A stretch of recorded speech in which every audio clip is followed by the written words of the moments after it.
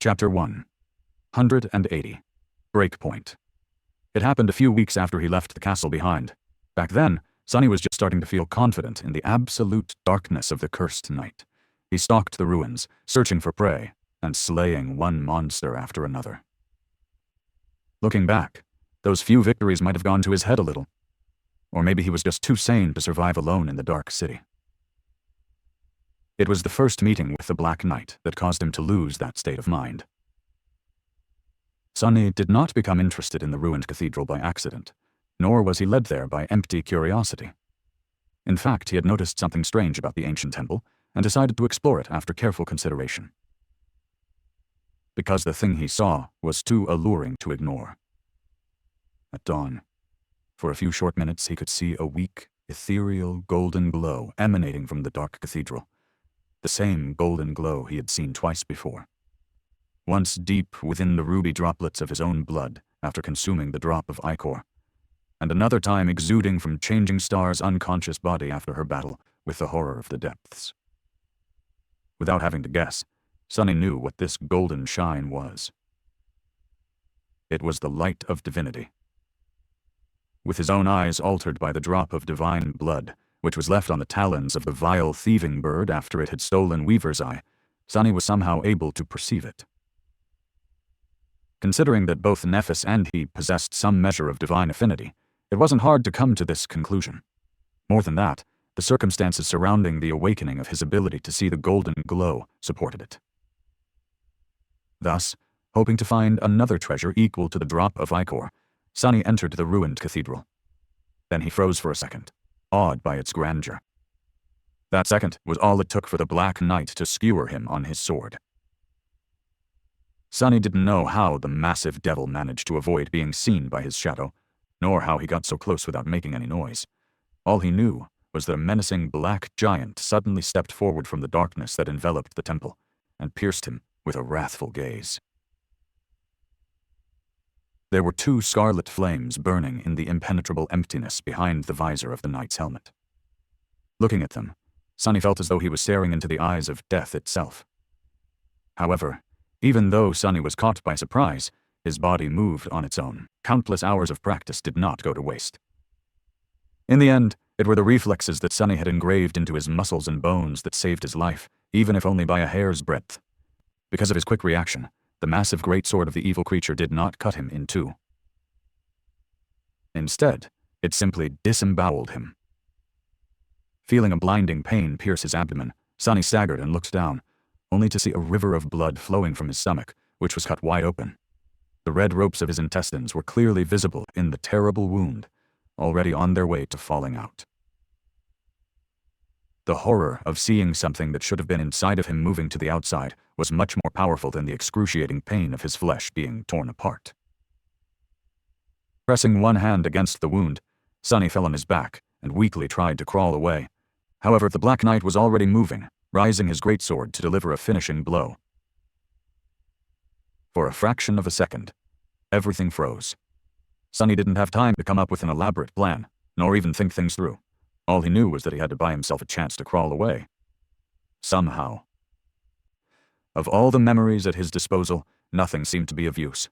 Not the austere and razor-sharp midnight shard, not the ominous and powerful puppeteer's shroud. His mighty Tier 5 armor did not even slow the black blade for a moment. Even augmented by the shadow, they were not a match for the terrifying devil of the ruined cathedral. In the end, Sonny simply thrust his hand forward and let a small and ordinary-looking rock fly from it into the depths of the ancient temple. His shadow wrapped itself around the little stone, enhancing its enchantments. In the next moment, the rock suddenly howled, replicating the scream of the last nightmare creature that Sonny had killed. Augmented by the shadow, the howl shook the walls of the cathedral, causing dust to fly into the air. The Black Knight stopped, then looked over his shoulder in the direction where the howl was coming from. He seemed to hesitate for a moment. Not wasting any time, Sonny pressed tight onto his terrible wound, rose to his feet, and staggered away, almost slipping in the puddle of his own blood.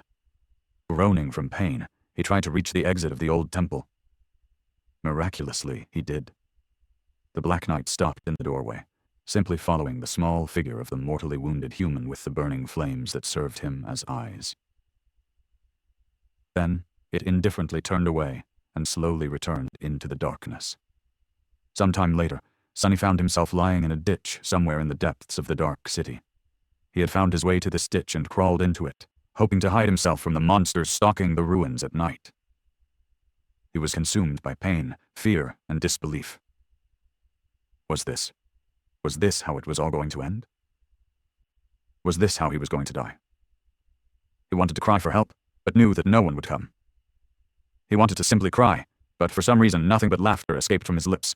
Funny. It was just too damn funny. An outskirt rat like him, dying in a ditch.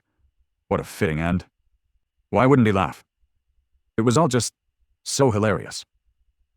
A laughing fit sent him into an ocean of suffering.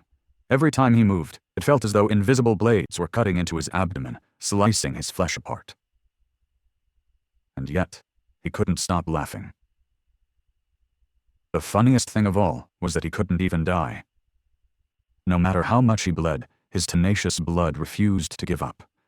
Guided by Bloodweave, it desperately tried to repair the damage done to his body.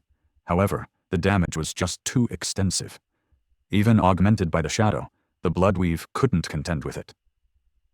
In the end, he was locked in an endless cycle of excruciating agony, not quite alive, but also unable to die. Yet, minute after minute, hour after hour, nothing but pain and suffering drowned his consciousness until something inside simply cracked. Who wouldn't have gone mad? Through the fog that clouded his mind, Sonny hazily realized that the sun had come up, then disappeared again. This happened a few times until he finally let out a quiet sigh. Enough was enough. He couldn't take it anymore. It was time to give up. He had a good run, really. But how could anyone endure all this? He wanted to die. He was ready. Ready? Are you? Are you really ready? Sonny thought for a bit, and then suddenly bared his teeth. Fuck no. He was not ready. Give up? Never, never. He was never going to give up. He refused to give the world the satisfaction of devouring him, not unless it choked to death on his soul. No, I'm not going to die. I'm going to live. I'm going to thrive. I'll be the last one standing, no matter what. With that thought, he summoned the Midnight Shard and gripped its hilt with the last bit of strength left in his body. Memory enchantments, unbroken. Enchantment description. This blade refuses to be broken, and thus is durable beyond reason. It will greatly enhance the power of its wielder when they are close to death, however, only if the wielder is still unwilling to surrender. Responding to his vicious promise, the ancient blade finally opened the gate to the well of power hiding somewhere deep within his soul. Instantly, a torrent of energy filled his body with dark resolve. The power given to Sonny by the Midnight Shard enhanced the healing factor of Bloodweave, allowing it to just barely keep him from slipping over the edge of death, while it slowly began to repair his ravaged body. And as long as he was almost dead, the effect of Unbroken continued to feed Bloodweave with power, creating another cycle. A virtuous cycle. A cycle of unbroken will to survive. This was how Sonny was able to live through his first encounter with the Black Knight. However, while his body eventually healed, the wound dealt to his mind remained. Days later, after Sonny finally crawled from that ditch, he was never quite the same. And he never forgot the debt he owed to the Black Knight. One day he was going to kill the bastard, no matter the cost. And now, approaching the cathedral months later in the company of Effie, Sonny felt like that day was drawing closer. Perhaps he really should agree to participate in Neff's expedition, as long as she helps him repay that debt. There was a lot to think about. Effie's voice tore him away from these thoughts. Huh, Sonny, are you all right? He shook off the harrowing memories, hesitated for a bit, and then smiled. Of course, never been better. Here we are, by the way. Welcome to my humble palace. The huntress looked at the grandiose cathedral with doubt. Here, you live here. Sonny remembered his first nightmare and shrugged. What can I say? I have a weak spot for ancient temples.